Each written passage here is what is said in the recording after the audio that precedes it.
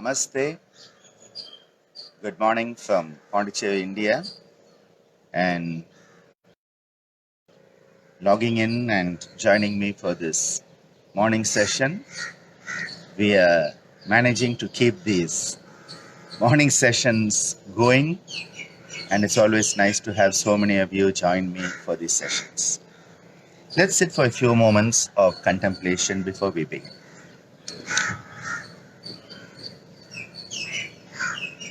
Enabling yourself to sit in a position where the lower part of the body can give a stability. The spine can be aligned and erect, and the focus onto the breath as the breath comes in and goes out.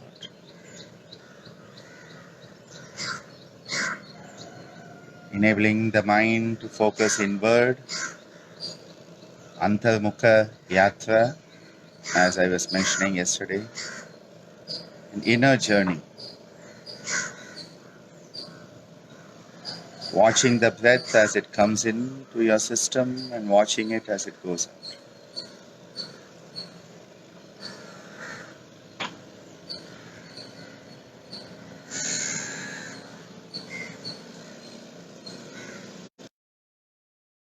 Conscious and be aware of the flow of the breath.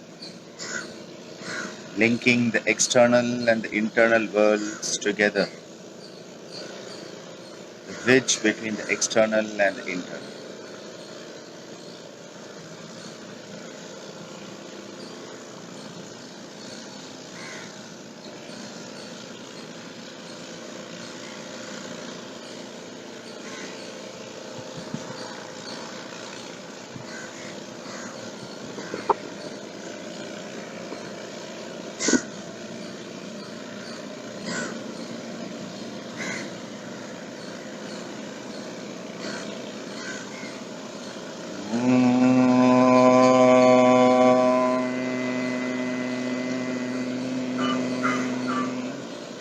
Sahana bhavatu Sahano bhunaktu Sahabhiryam kahvavahai Tejasvinavadhitamastu Avidvishavahai.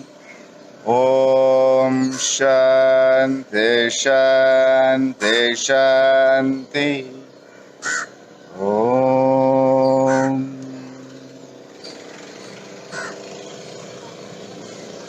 Starting the morning on a contemplative note, the Trishul people are off for the morning catch, and you can hear the motors of the boats. Once upon a time, you heard them singing as they went out. Now, all you hear is the motor sounds of the boats. Beautiful quietness.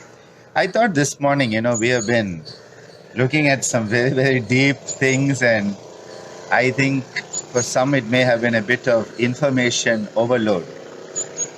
One of the dangers in my sessions is information overload, because as it comes, I share. I do my best to stay out of the way and not block anything.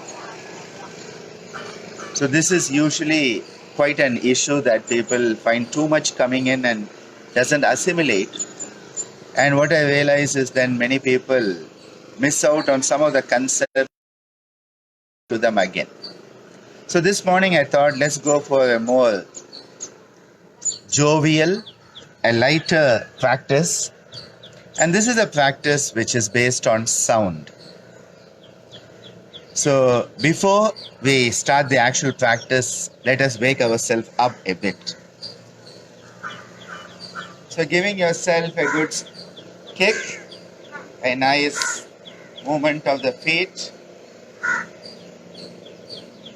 These feet that give us stability and help us to perform the function of the Karmendriya called Pada.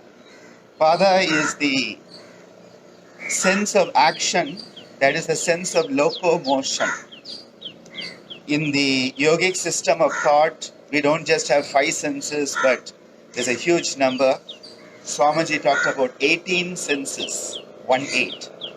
Normally people talk about 11 senses, 10 plus the manas as the ekendriya. And the karmendriyas are very important. So the action senses, the sense of action. What is that sense? The sense of locomotion. So when we move, we have a sense of locomotion. And the feet give us that. So it is very important to have a healthy sense of locomotion.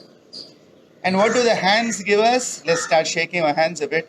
The hands give us the sense of dexterity, which is called pani. Interestingly, the word pani, which is for hand and dexterity, is also the word for water, because just as the water can flow, the hands can also flow, and that is why we have amazing dexterity of our hands. And if you look at the sensory motor homunculus in the brain, you'll see that the hands have a huge representation along with the face. The face and the hands have the most, in fact. So giving your arms a nice shake, giving a nice shake up. Two of the karmendriyas really getting used up. Now shaking up, shaking down, shaking up, a good shake, shaking down, shaking to your right, shaking to your left, to your right, to your left, up, down, and now just cleansing out all your pancha koshas, especially the pranamaya kosha, the energy sheet. Just giving it a good cleansing. Any energy cobwebs under your feet, clean under your feet, behind your ears, and you have a back also, clean up. And I imagine you're having a nice energy bath. Okay? Now shaking as fast as possible, as fast. Get your hands moving as fast as you can. Okay, come on, yeah. Okay, now catch hold of all of the stuff that has come up and blast it out. A beautiful sense of freedom, lightness, relief, manifesting when we throw away all that is not essential, the non-essential being thrown away so that the essential can shine forth without obstruction. Beautiful breeze I have here in the morning today after yesterday's storm. Nice breeze, the sun coming up. I can just feel the breeze on my fingers. Feel the beautiful energy in your fingertips. Okay. Now let's give a beautiful stretch. Okay, so join me as we breathe in, bringing the hands together, turning them up, and going onto your toes and giving a good stretch, a nice stretch, and then coming back down. So breathe out. Okay, once again. Breathing in, stretching up, going up onto your toes, reaching high, and breathing out. One more time, breathing in and stretching up.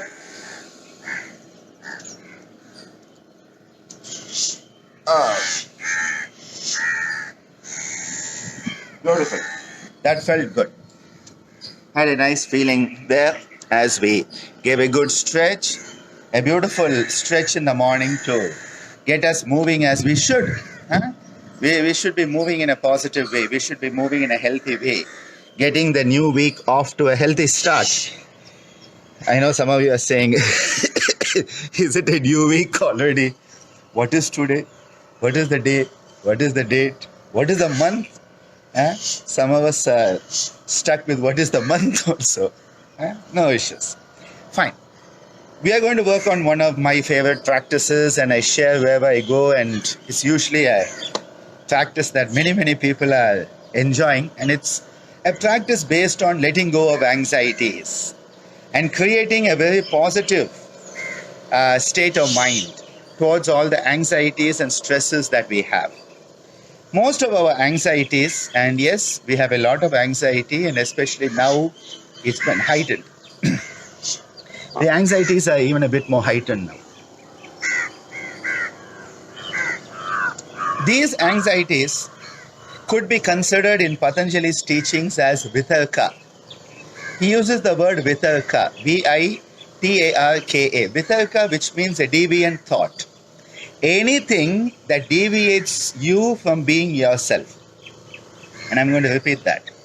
Anything that deviates you from being yourself, prevents you from being yourself, pulls you away from your sense of ease, is a vitarka.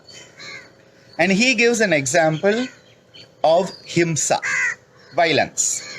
Because when we are violent, we are not ourselves anymore. We have been pulled away from our state of being, or what we can be, should be, and must be, and we go into violence. And the moment violence comes in, all rational capacity goes out the window. Not just the window, the door also. So coming back to the vitarka, Patanjali tells us these vitarkas, and the vitarkas are essentially the opposite of the yama niyama. The foundation of Ashtanga Yoga of Maharishi Patanjali is the Yama Niyama. And that is why the Yama Niyama, my dear T.R. Anantharaman sir used to say, is Adhikara Yoga.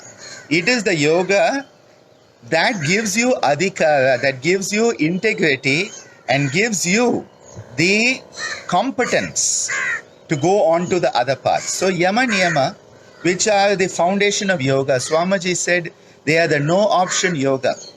And Patanjali tells us these are not limited by anything. No. He says none of that has any role to play with it. There are no excuses. So no excuse yoga, no option yoga is Yama Niyama. So a vitarka is a deviant thought or emotion, that deviant thought of emotion that pulls us away from being ourselves. And the Jekyll and Hyde, okay? It pulls us away from being ourselves and we become something else. Fine? And you know, many people are like that. They say, I don't know what came over me. Those are vitarkas. So a vitarka, Patanjali says, the moment the vitarka arises in your consciousness, and you have to be conscious of it, mindful of it, to know it is arising. Otherwise, what happens is, it is like the snowball has become the avalanche before you know that something is happening up in the mountain. Now, we cannot let it be that. We have to catch it when it's still the snowball. So the moment the vitarka arises, these deviant negativities arise, Patanjali says replace it with a contrary attitude, pratipaksha bhavana. So a bhavana is an attitude, an emotionally powered attitude that is of the contrary nature to the deviant. So the deviant comes, tries to pull you away from being yourself. And what do? You say, aha, I know what you're doing. I'm watching you. I am watching you. And so you tell it, I have seen what you are doing. And what do? You adopt the contrary attitude. Pratipaksha bhavana. One of the greatest psychological tools. Today we call it cognitive behavioral therapy, CBT. Patanjali was the original one who said the moment you have the deviants that are pulling you away, the vitarkas, replace them and adopt the contrary perspective, and automatically inner balance arises. The inner balance arises when one is conscious of it. So one of the important vitarkas is anxiety. Because anxiety pulls us away from being ourselves. We move away from being the best version of ourselves. Do you get me? Anxiety doesn't help us. It actually retards our ability. It diminishes our ability. It puts a block on our ability. And now what happened is anxiety has been part and parcel of human life, whether we like it or not. And one of my friends once was talking about this, and he said, this has been with human beings always. And the reason is Imagine in ancient times, the human being was and saw a bush. Now, in that bush, the person thought maybe there is a tiger. Maybe there is a tiger. Now, there are two possibilities. One, there is a tiger. One, there is no tiger. Basically, spin of the coin. You think there's a tiger in the bush. Maybe there's a tiger. Maybe there's not a tiger. What are the consequences of both of these options? One option, if you think there is no tiger and there is a tiger, you have become the tiger's breakfast. Good karma for the tiger, bad karma for you. Okay, so if you think there is no tiger in the bush and there is a tiger, you are not there anymore. If there is no tiger and you think there is a tiger, I repeat that. If there's no tiger and you think there's a tiger, you end up with anxiety, a sympathetic response, and you run away and you have saved your life. There's no tiger, there's no real danger, but you have saved your life for that day. And so your adrenal response, your sympathetic response, the Abhinivesha Klesha, survival at any cost perspective, it became part and parcel of the human race because survival was the highest virtue. So, even at the cost of being anxious and going into anxiety neurosis and going on to psychosis and all that type of stuff, what happened is we said that is better than being breakfast for the tiger. And so anxiety became part and parcel of us. And today that is fed by the media every moment. Do you know what has happened? How don't you know what has happened? How can you be calm? You have to be in fear. You should be climbing walls. You're not climbing walls. How you're not climbing walls? Are you normal? Constant barrage against sanity. A constant barrage against sanity is happening. And so anxiety is becoming more and more. And the more the anxiety, the less you are you anymore. I'll give you a moment to think about that. Keep a scale for anxiety and yourself. As the anxiety scale goes up, the U scale goes down. As the anxiety goes down, the U scale comes up. Inversely proportionate. And yes, Githan, you are so correct. The media is a Vitarka. Huh? The media is a modern Vitarka, no doubt about it. Anxiety and who you are. And that is why the midpoint of balance is where you start to understand anxiety and you have a relationship with it where you say, I know what you are doing. So, what are three major places that anxiety comes into our life? One is the abdominal region. And this anxiety is primarily performance related. Will people like my performance? Will I be a success?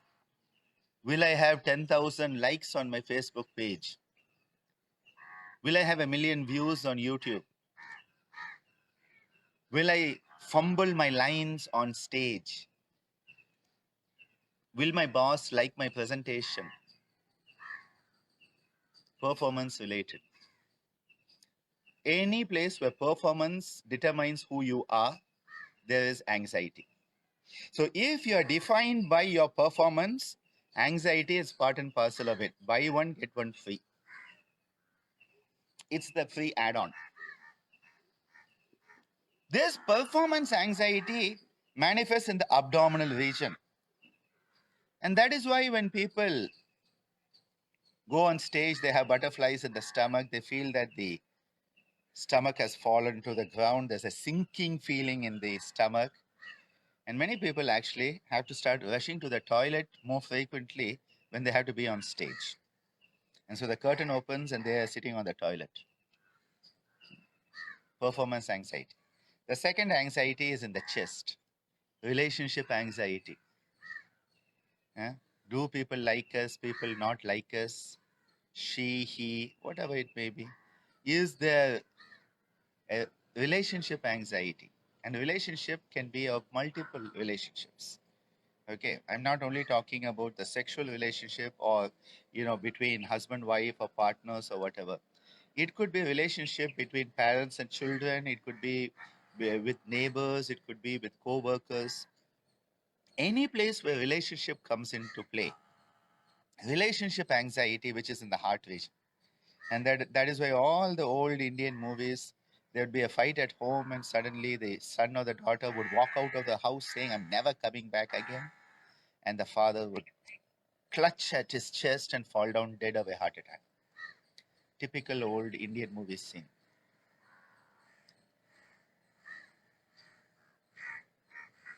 Gaya. Mal gaya. Third type of anxiety up here. And this anxiety is the anxiety that comes from wearing all these, tight ties. The tie? Yeah. That blocks the flow between the head and the heart. The tie. Yeah. Is the noose. This area is associated with the status anxiety. And this is very much an asmita, an ego based, ahankara based anxiety. Don't you know who I am? I am the great boss. I am the big cheese. And we all think so much about ourselves, it's abhay. And what happens is somebody just sneezes. Nowadays, sneezing is, you could get killed for sneezing in public now. People are so paranoid about sneezing and coughing. Huh? You have to be very, very careful. Huh? Be very, very careful on that. Someone just sneezes and we get offended. Somebody just comes and says hello and we get offended. I remember once smiling at someone and they got offended. I was smiling at them. How dare you smile at me? Don't you know who I am? Huh? The non-smile responder. Amazing. And where does this come? This taking offense? Offense is never given, it's taken. I take offense. Who is it taking offense? Is this status who we think we are? It's up here. So, performance anxiety, relationship anxiety, status anxiety. And we want to get rid of it. So, what do? We make some sound. Ha, ha, ha, ha, ha.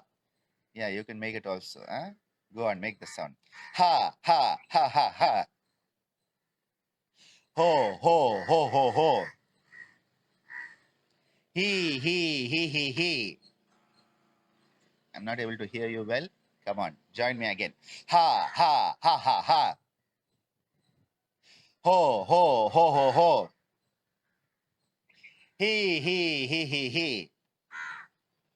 Okay? What we are doing is when we make this sound, ha, ho, he, what we are doing is that we are giving a vent for the anxiety, this suppressed, repressed anxiety to be brought up to the surface so we can clean it out. Now, all of this anxiety is based on the brain stem, which is in the back of your head. And the brain stem is where the seat of survival lies. And so it is always thinking about me, me, me, me, me, me, me, me, me, me, me, me, me, me, me. That's all it can think about. It cannot think about we. It can only think about me. What's in it for me? What will I get from it? Huh? Will I survive? And that's all. That's the brainstem. The brainstem just cares about staying alive. So what do? We say, I know what you are doing, my dear brainstem. Me, me, me, me, me. And when you do this, you should look as mean as you can.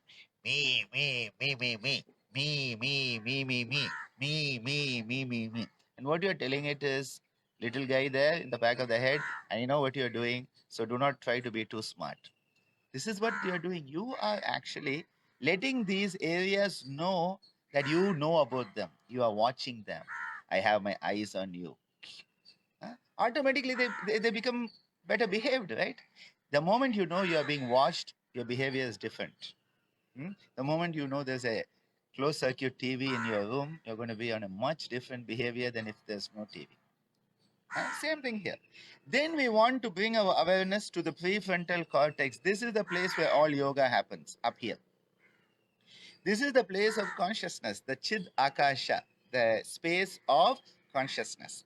And this area is where we can enlighten ourselves. The light comes on, the bulb comes on.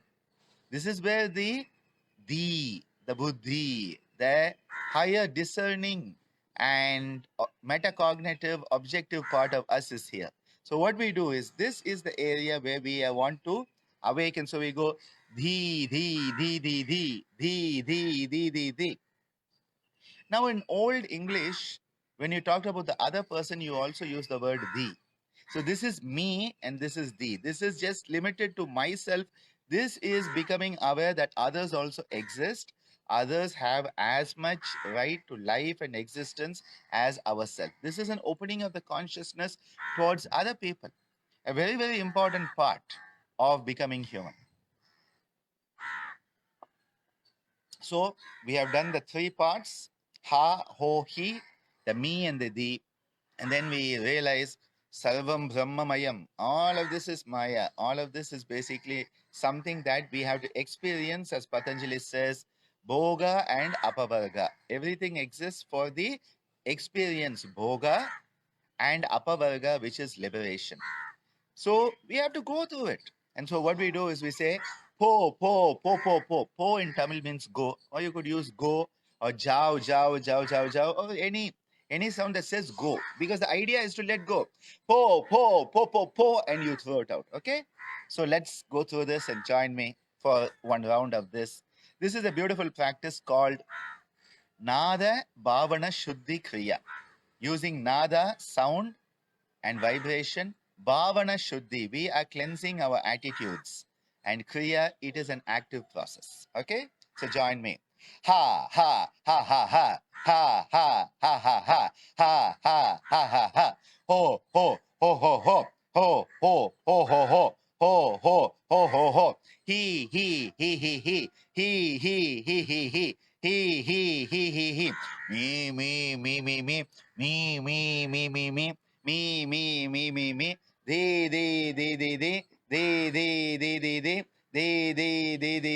go, go, go, go, go, go, go, go, go, go, po, po, po, po, po. And that's the way we throw it all out. So we have thrown out the anxiety. We have become aware of the survival instinct that pulls us into this anxiety. We have realized that through conscious choice of the prefrontal cortex, the forebrain, the humane aspect of us, that we can overcome this. We can transcend it. And that is the way we transcend all of these anxieties, all of these things that seem like life and death when actually they are not. As someone said, they said, you only live once. And then the answer came, no, you only die once. You live every day. You live every moment. So let's remember, it's all about living every moment. Throw that fear of death out the window and just live every moment to the best of your capacity. Hari Om Tat Sat.